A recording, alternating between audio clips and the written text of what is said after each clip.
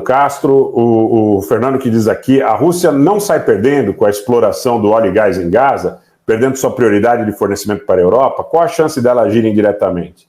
Fernando, eu acho que a Rússia não age, porque primeiro que eu não creio que tenha condições para fazê-lo. A sua suposição é perfeita, perde e perde porque, na realidade, acaba sendo aí, eventualmente, o próprio gás que vem do Azerbaijão, né? Dizem até que no meio do gás do Azerbaijão tem gás russo também. Mas entendendo aí a Turquia como um hub, né?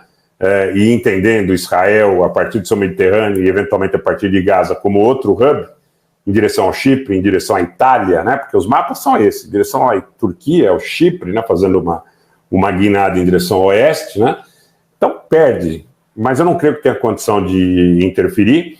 Além do que, como eu repito todo santo dia, muita gente fica brava comigo, mas nesse momento é importante que se frise uma situação que é, para mim, fundamental. É condição sine qua non.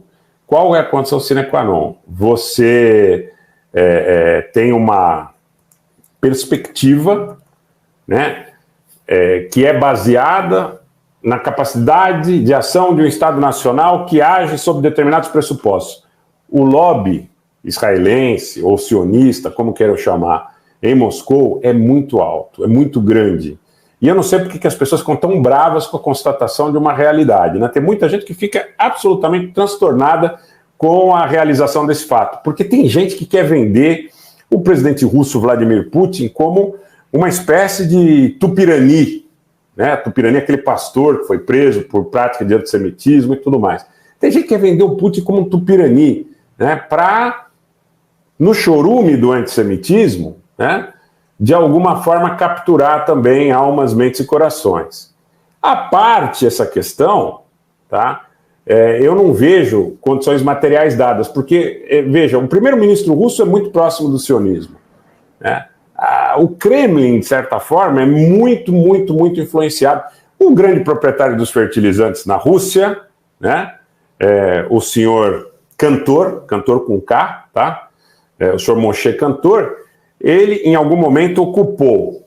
Atenção, senhores, para que vocês entendam, porque aqui a gente não fala coisas que nós tiramos das vozes da nossa imaginação.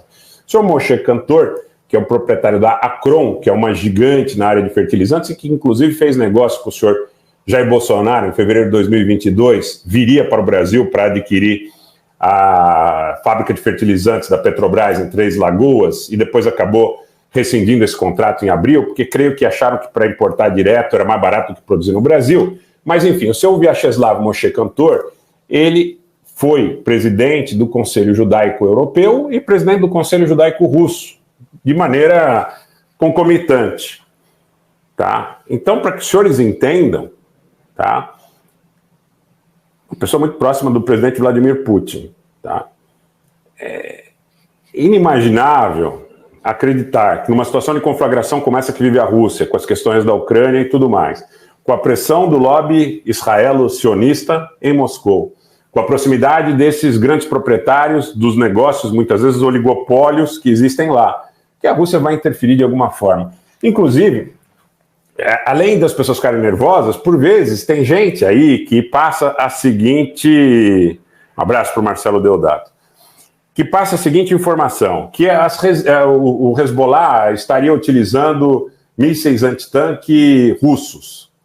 Os mísseis antitanque utilizados pelo Hezbollah são como se fossem contratipos, né? Ou podemos chamar de engenharia reversa, mas são iranianos ou sírios.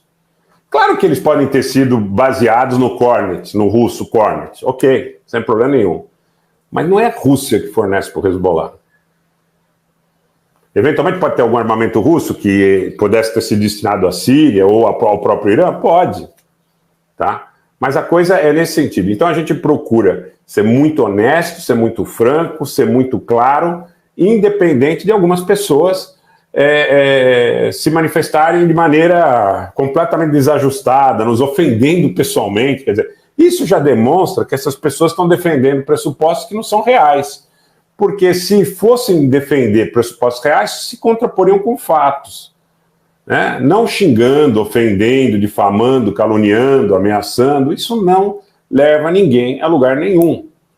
Tá? Para mim faz a menor diferença. Tá? Mas se você tem pontos importantes aqui para nos dizer, por exemplo, que quando eu digo que essa questão é uma questão real, material, diga, não, Rogério, essa não é uma questão material, porque eu tenho esse contraponto aqui, isso que você está falando não procede, é mentira, né? Essa situação do senhor Vyacheslav Moshe, cantor, que o senhor colocou aqui, é mentira, não é verdade.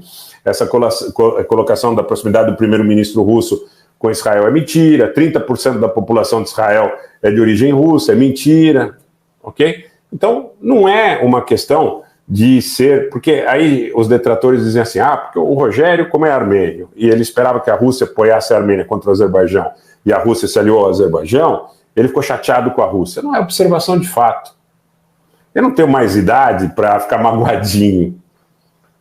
Esse trabalho tem um objetivo legado à frente de qualquer tipo de vaidade, tá?